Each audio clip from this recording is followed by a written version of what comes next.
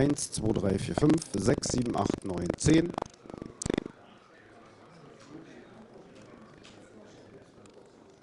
1, 2, 3, 4, 5, 6, 7, 8, 9, 10.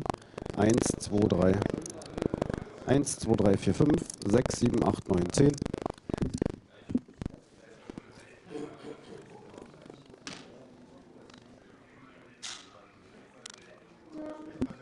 1, 2, 3, 4, 5, 6, 7, 8. 1, 2, 3, 4, 5. 1, 2, 3, 4, 5, 6, 7, 8, 9, 10. 1, 2, 3, 4, 5, 6, 7, 8, 9, 10.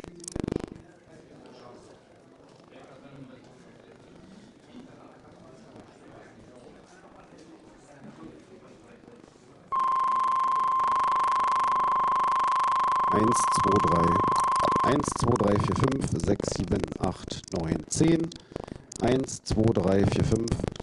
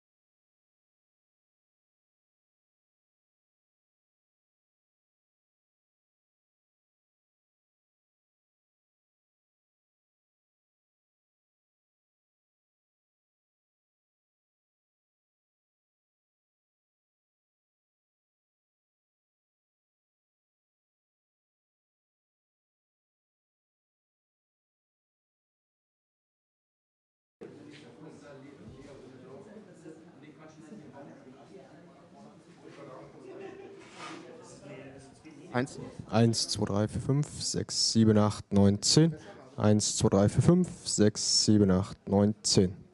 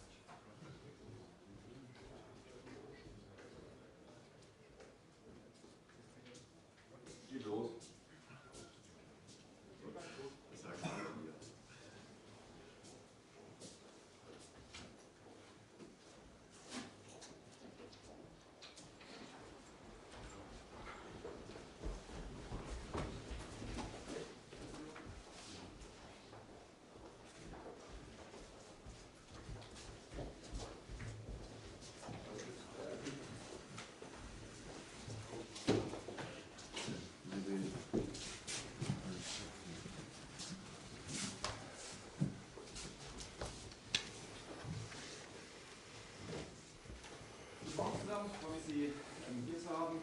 Danke für das große Interesse. Wir haben die Gelegenheit hier für den ersten Besuch von der Stoltenberg hier in Berlin und Boris Pistorius ein kleines Statement auch noch zu erwarten. Beide Herren werden das gleiche Statement abgeben und wir haben Gelegenheit für 2 Fragen im Anschluss. Herr Minister, bitte. Yeah, vielen Dank, dear Jens. Nice to having you here again. Just a couple of days after having met in Ramstein, I'm very glad to see you because we had a lot of issues to discuss. Und ich freue mich sehr, dass du heute da bist. Wir hatten Freitag in Ramstein ja schon Gelegenheit, über ein paar wichtige Fragen zu sprechen, aber vor allen Dingen uns auch um uns persönlich kennenzulernen. Wir sind uns zwar schon das ein oder andere Mal begegnet bei der Nordatlantischen Versammlung, in der ich seit fast 10 Jahren Mitglied war. Aber wir haben eben neben dem Wunsch, uns näher kennenzulernen, auch vor allen Dingen eine volle Agenda gehabt von der Bündnisverteidigung, Deterrence and Defense, aber auch Fragen wie Ostflanke, Unterstützung Ukraine natürlich, die stand im Vordergrund. Also eine ganze Menge von Themen, die uns beschäftigen, dich als NATO-Generalsekretär und mich als Bundesverteidigungsminister. Heute, vor genau 11 Monaten, entfesselte Putin seinen unprovozierten, brutalen, imperialistischen Angriffskrieg gegen die Ukraine. Und ein Grundsatz gilt bis heute für dich, lieber Jens, aber auch für uns natürlich: Die NATO darf dabei nicht Kriegspartei werden. Und gleichzeitig ist aber der Zusammenhalt der Allianz von zentraler Bedeutung, sowohl in der Außenwirkung gegenüber der Ukraine als der Nation, die hier angegriffen wird und gegenüber der wir uns verpflichtet haben, alles zu tun, was nötig ist, um ihr zu helfen, aber auch gegenüber dem Aggressor Russland deutliche Signale der Entschlossenheit zu senden. Deutschland ist in der Spitzengruppe, was die Unterstützung der Ukraine angeht. Das geht im Augenblick angesichts der Diskussion über Panzerlieferungen und Panzereinsätze unter. Wir erhalten für unser Engagement sehr viel Zuspruch, sowohl von meinem amerikanischen Kollegen Lloyd Austin, aber auch von meinem französischen Kollegen Sébastien Lecornu. Und ich will das nur noch mal auch in Zahlen ausdrücken. Deutschland wird jetzt oder hat jetzt auf den Weg gebracht ein Frühlingspaket mit Marderpanzern, Brückenlegepanzern, Patriot-Systemen und vielem anderen mehr. Insgesamt in einem Volumen von knapp 1,1 Milliarden Euro, nur für dieses Frühlingspaket 23. Das bedeutet, in der Summe hat Deutschland bereits mehr als 3,3 Milliarden Euro aufgewandt. Nur Großbritannien bewegt sich in etwa in der gleichen Größenordnung abseits der USA. Daran wird deutlich, wie groß das Engagement Deutschlands ist, neben all dem humanitären Engagement und anderen Unterstützungsleistungen. Wir befinden uns mit unserem Treffen hier quasi in der Halbzeit zwischen den beiden Treffen in Madrid und Vilnius im Juni. Und unser Auftrag wird sein, gerade nach Madrid und mit Blick auf Vilnius die Weichen zu stellen, die Zeitenwende umzusetzen. Und das heißt, Fähigkeitsziele, die wir verabredet haben, in Madrid zu erreichen und die Zusage, die wir gemacht haben, zu erfüllen. Und ich für meinen Teil freue mich sehr, dass wir uns heute wieder getroffen haben und dass wir gemeinsam die Arbeit fortsetzen können.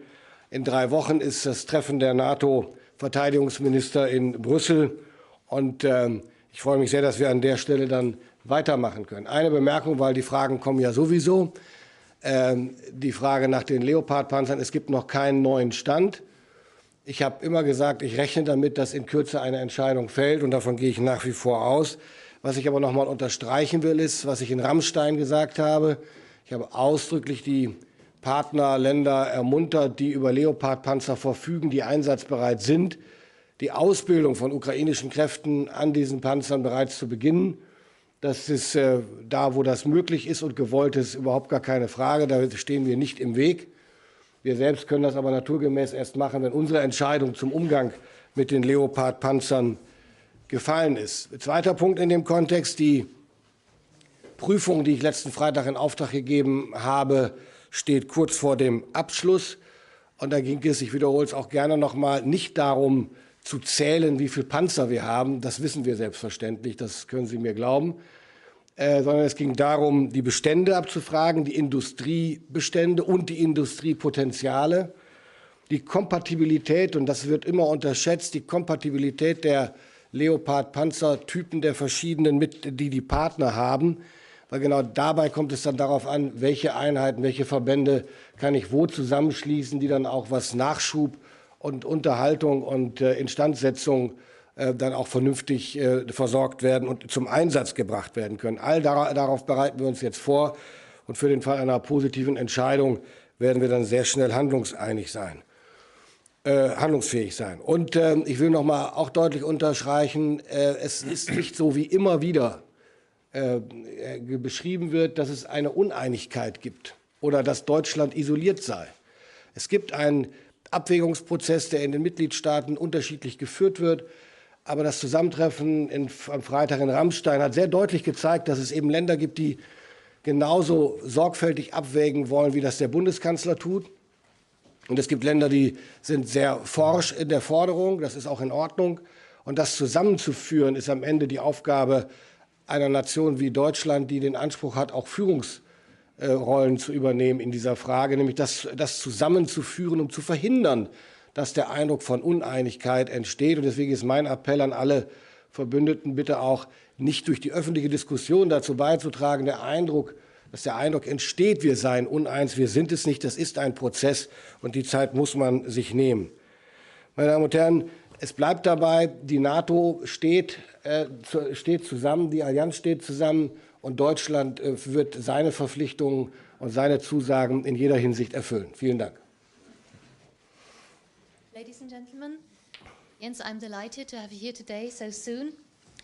We saw each other before, we have met before. I've been a member of the NATO Parliamentary Assembly for almost 10 years now, so we have met before, but it was nice for you to come here and to discuss some questions and to get to know each other at a personal level. But apart from that, of course, we had an agenda that we needed to go through, a lot of topics to discuss, and we did that today.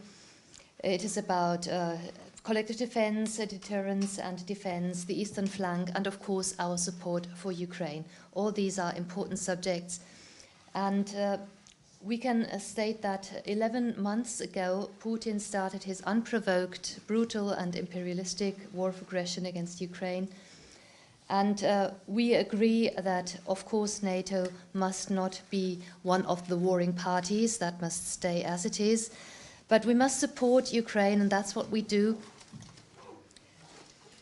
And we must show our unity against the outside world, our unity in our dealings with Ukraine, because that is the attacked party and we support them. And also we must show our unity with regard to Russia, the aggressor in this case, and we must show our determination. That is very important. Germany is one of the leading countries here. Apart from humanitarian support, we have provided military support, and we are in the top group of supporters for Ukraine. We have prepared a spring package for 2023, comprising infantry fighting vehicles, bridge layers, the Patriot systems, and other equipment, comprising 1.1 billion euros, and in total we have provided 3.3. So we are, apart from the United States and the United Kingdom, we are one of the top supporters, and that is often forgotten in the public discussion. And we have received a lot of support from my colleagues Lloyd Austin and Sébastien Lecornu, for example. We are now halfway between the two meetings, the summit meetings in Madrid and Vilnius, which will be in June. And we are going to continue to implement the turning point that was announced by our Chancellor. We must meet the capability targets and live up to our promises. I'm looking forward to cooperating with you on that matter, and in 3 weeks' time we will meet at the NATO Defense Ministers meeting in Brussels. Now, let me make one more remark, because there will be questions about that anyway. Of course, the discussion about the Leopard tanks. I can tell you there is no new information here. The situation has not changed, and we are preparing our decision, which will come very soon. As I pointed out in Ramstein, we are encouraging our partners, if they want to and if they have the possibility, to start training on these Leopard vehicles if they wish to do so. We're not stopping anyone. But as I said, we are preparing our decision. Then secondly, as I announced last Friday, we are looking into the matter, what the current status is regarding our Leopard tanks. And of course, it's not just a matter of counting our tanks. We know how many we have. It's a lot more complicated than that. We need to look at the potential we have, that industry has, the stocks that they have, and of course, compatibility. That is often forgotten. That is an important matter because the different types of Leopard vehicles must be compatible, and it's important to look into the matter, what can be combined with what, also when you think of matters such as logistic support, repair and supplies. And we're preparing that to be in a position to act fast when the situation arises. Secondly, it is often said that there's a lack of unity amongst the allies or that Germany is isolated, but that is not the case. And I call upon everyone, and that was made clear at our meeting in Ramstein, not to create that impression that there's this division through the alliance. There are some partners that are still evaluating their decisions and others want to go a bit faster, but we are not ununited. So this is a process that is ongoing. So, ladies and gentlemen, let me underline that NATO stands together and we're going to cooperate. Okay, Minister Pistorius, dear Boris, thank you so much for the warm welcome, and thank you for a very good meeting, and congratulations on your appointment. You have been a member of the NATO Parliamentary Assembly for many, many years, so I know that you are a staunch supporter of Alliance, and I look very much forward to working with you. You are taking up your position at a time when we again see a full-fledged war in Europe, creating the greatest danger to our security in generations. That is why German leadership is more important than ever. The bravery of the Ukrainian forces has inspired the whole world. At the same time, we should not underestimate Russia. President Putin has proved that he is willing to pay a high price for this unjust war. He has mobilized over 200,000 troops and is acquiring new weapons from other authoritarian regimes such as Iran and North Korea. But most importantly, we have no indication that President Putin has changed his goals. He wants to control Ukraine and is planning new offensives. The only way to lasting peace is to make it clear to Putin that he will not win on the battlefield. Therefore, we must provide heavier and more advanced systems so that Ukrainian forces are able to repel the Russian forces, not only to survive, but to win, take back territory and prevail as a sovereign independent state in Europe. Germany is among the allies providing the most military, financial and humanitarian aid to Ukraine. This includes air defense systems such as Gepard and RST, artillery and ammunition. You have recently also announced the delivery of advanced Patriot systems and Marder infantry fighting vehicles. Weapons from Germany are saving lives in Ukraine every day, protecting homes, schools and hospitals from Russian missile strikes. Other NATO allies are also stepping up. The United States announced in Ramstein on Friday another substantial package of $2.5 billion, including many Bradley and Stryker infantry fighting vehicles and more long-range fires and modern air defense systems. And France, the United Kingdom and other allies have announced that they will deliver tanks. I welcome these announcements. At this pivotal moment in the war, we must provide heavier and more advanced systems to Ukraine, and we must do it faster. I therefore welcome our discussion today. We discussed the issue of battle tanks, Consultations among allies will continue, and I'm confident that we will have a solution soon. Germany plays a key role in our alliance. The Zeitenwende announced by Chancellor Scholz is historic. With a special €100 billion defense fund for fifth-generation aircraft, new helicopters, ships, tanks and ammunition. You are already one of the biggest troop contributors to NATO's missions and operations. You lead NATO forces in Lithuania, your jets patrols allies' skies, and 15,000 German troops are committed to NATO's rapid response forces. This significantly contributes to strengthen our deterrence and defense.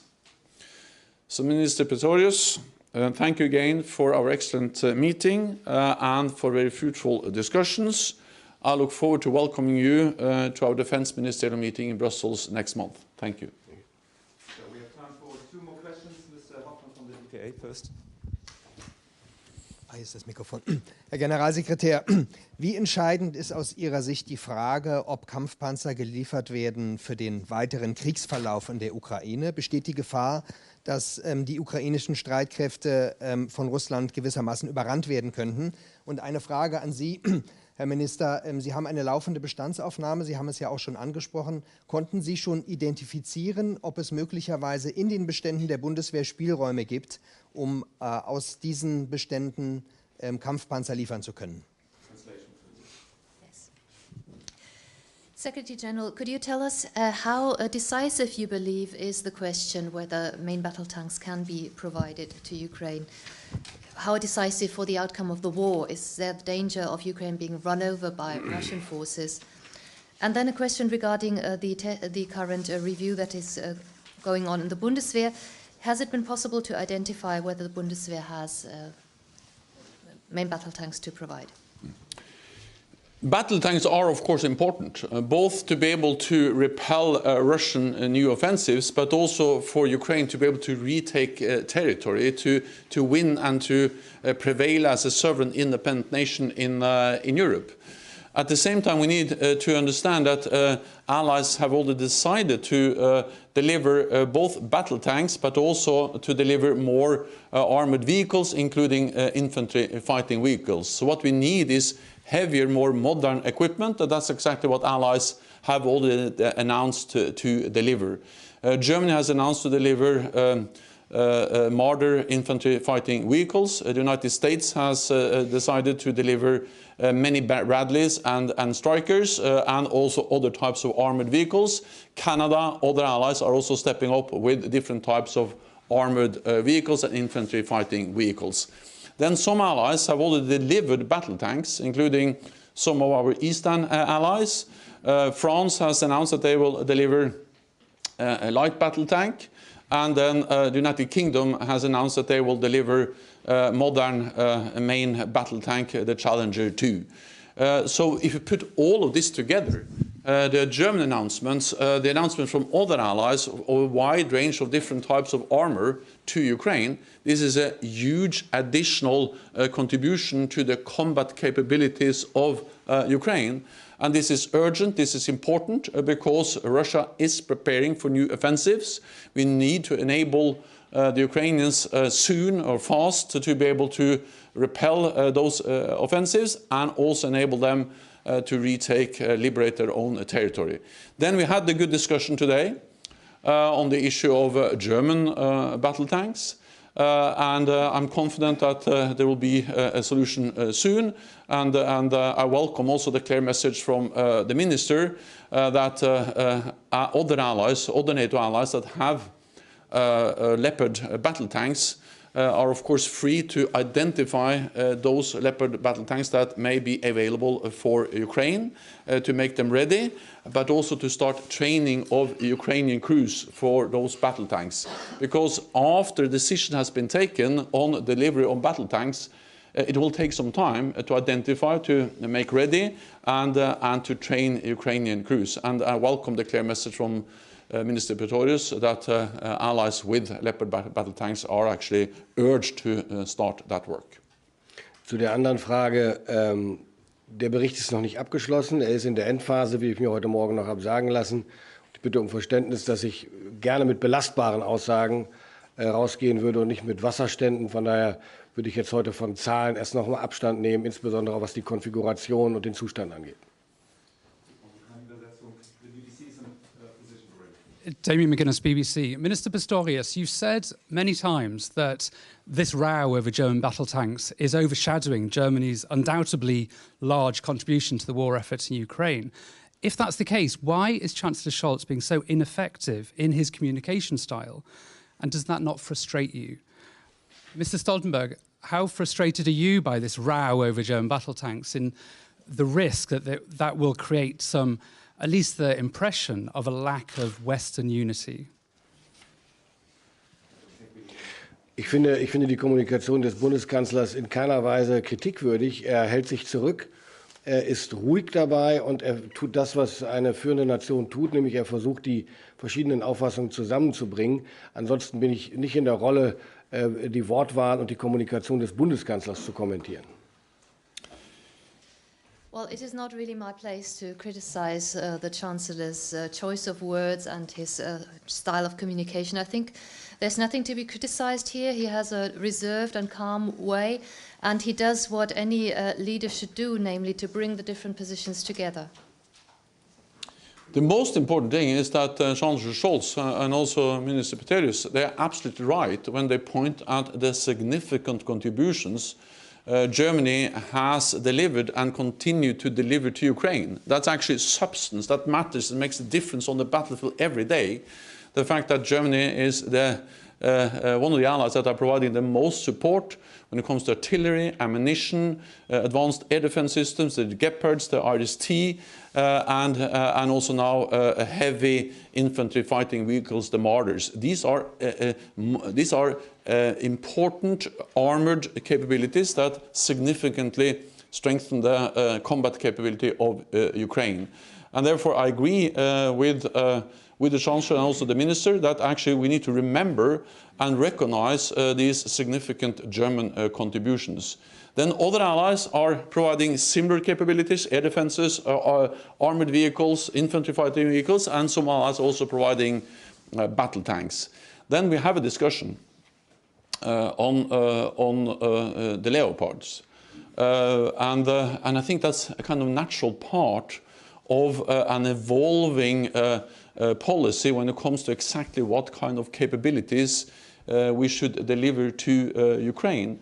And I think it's important also to protect the space for confidential consultations among allies. That's part of being an alliance of 30 allies. And actually, we're also working with a lot of partners, as we did in Ramstein, to consult, to assess, and then to make decisions in close consultation. And also, I welcome, of course, the message from the Minister that there will be a conclusion soon, because time matters.